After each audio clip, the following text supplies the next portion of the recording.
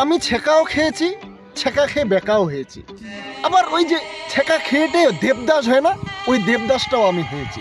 কিন্তু আমি এই দেবদাস হওয়ার মধ্যে যেই একটা ফিজিক্যালি কিংবা একটা মেন্টাল একটা বিষয় আছে, সাবজেক্ট আছে, ম্যাটার আছে, সেই বিষয়টা থেকে আমি প্রচণ্ড লার্নিং কিংবা শিক্ষা নিতে পেরেছি।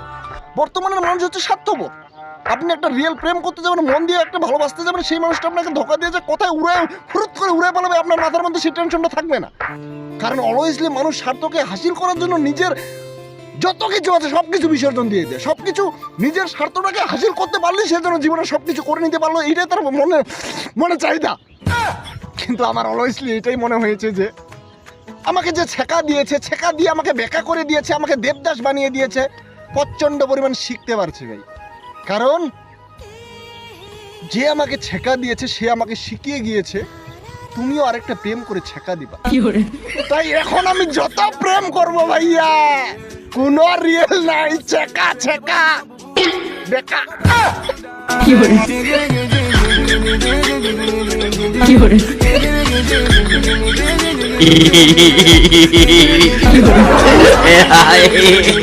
Aí, amiga, filha.